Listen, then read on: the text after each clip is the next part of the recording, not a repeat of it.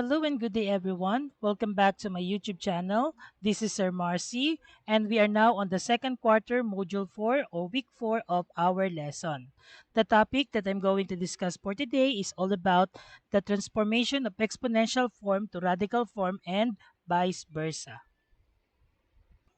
Let's try to recall first our lesson about square roots. So I have here the following, and you're going to evaluate each radical. Okay, I'm going to give you 30 seconds to answer this, and timer starts now.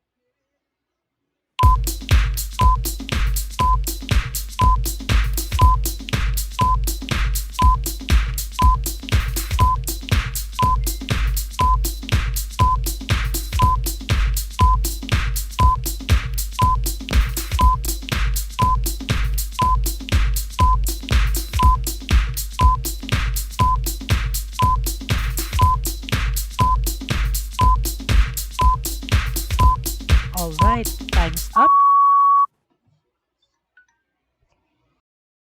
Right, let's try to answer let's try to answer the following. For number 1, the answer is 11. Number 2, the answer is 15. Number 3, the answer is 5. Number 4, the answer is 3. Number 5, the answer is 1. Number 6, the answer is 13. Number 7, the answer is 9 all over 4. Number 8, the answer is 7. Number 9, the answer is 10. And number 10, the answer is 2. Okay? If your answers are all correct, that's great. That means you are prepared in our lesson for today. Our lesson for today is all about transforming exponential form to radical form and vice versa. This topic is under rational exponents and radicals. Okay, radical expression. Let's say we're going to consider the expression a raised to m all over n.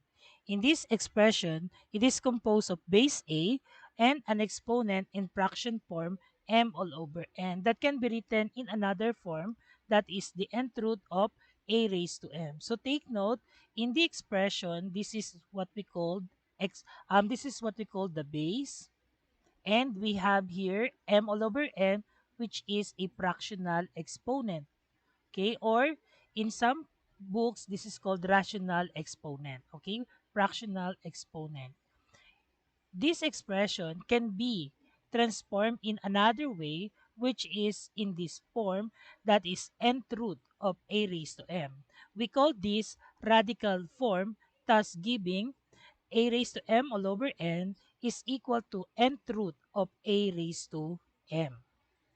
Symbol on the right is called radical. A radical expression, or simply called radical, is an expression containing a square root. Okay? In the symbol, n is called the index or order, which indicates the degree of the radical, such as square root, cube root, and fourth root. So this one serves as the index, or we call it the order of the radical. Next, a raised to m is called the radicand, which is the number inside the radical symbol, and m is the power or exponent of the radicand. So here a is the radicand and m is the power or exponent. Okay? So let's now proceed in transforming um, exponential form to radical form and vice versa. To answer activity number 1, transform the following exponential form to radical form. Assume all the letters represent positive real number. We have 3 raised to 1 half. If we will transform this to radical form, first is we're going to place the base 3 under the radical sign.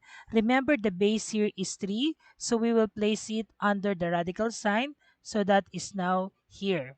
Next is the denominator of the exponent, which is this one, will be the index of the radical. So this will be the index. Remember, this is we're going to place the index, which is written on the upper left part of the radical sign. So this one is 2. And then we're going to write the numerator as the exponent. So this one, the numerator here will be the exponent here. So our answer now is square root of 3 raised to 1. Take note that the index is 2 may not be written anymore since the lowest index can have is 2. So we will have square root of 3. Likewise, the exponent 1 may not be written. So this is now our answer in radical form. Okay? Next, we have number 2. If we're going to transform number 2 in radical form, again, we are going to place the base inside the radical sign. Then, we're going to write the index here, which is the denominator of the fractional exponent. That's 3. And then the numerator will be the power. And our answer now is cube root of 5 squared. Or if we're going to simplify it, we know that 5 squared is 5 times 5. The answer here is cube root of 25. And for our last example, we have number 3.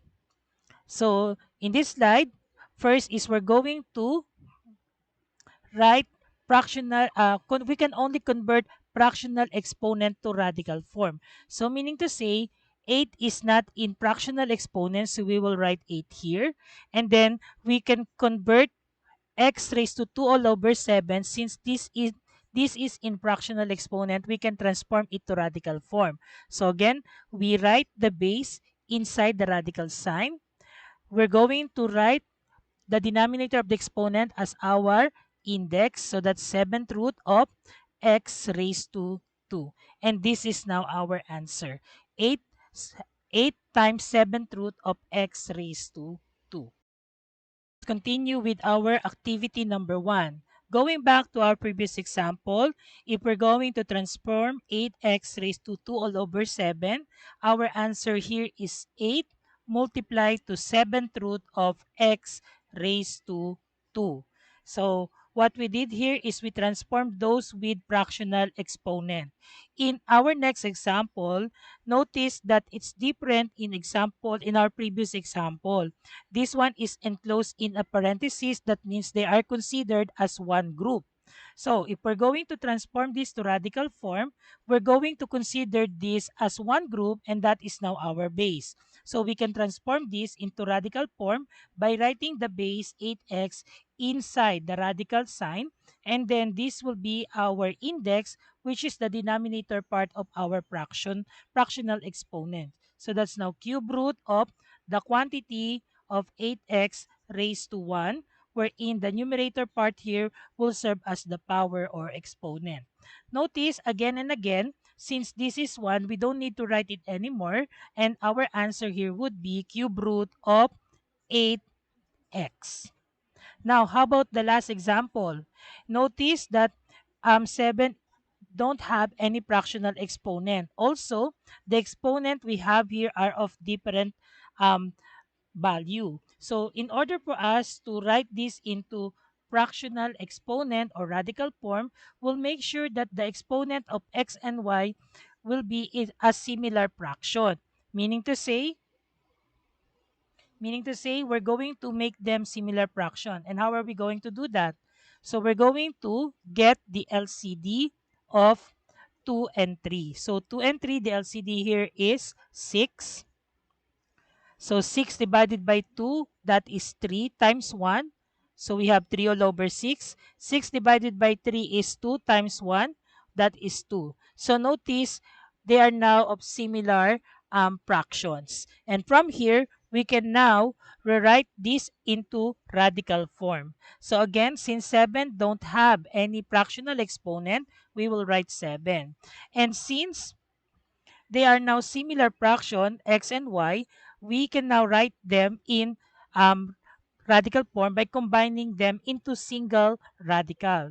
So that is now, we're going to write xy, or x raised to 3, y raised to 2, to the index, which is 6. So this is now our answer. 7 times 6 root of x cubed, y raised to 2.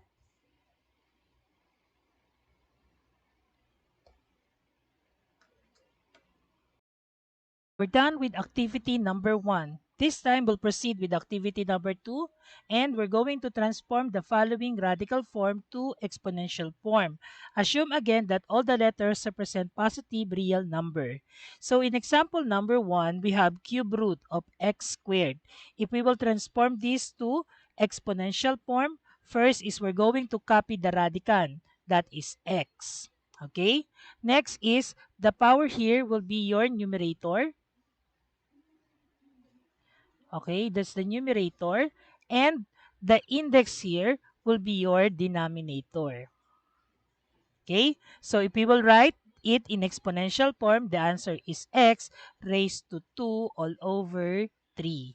Next, we have example number 2. We have square root of y raised to 3. If we're going to translate this or transform this to exponential form, remember that the lowest index is 2, so we don't need to write it anymore.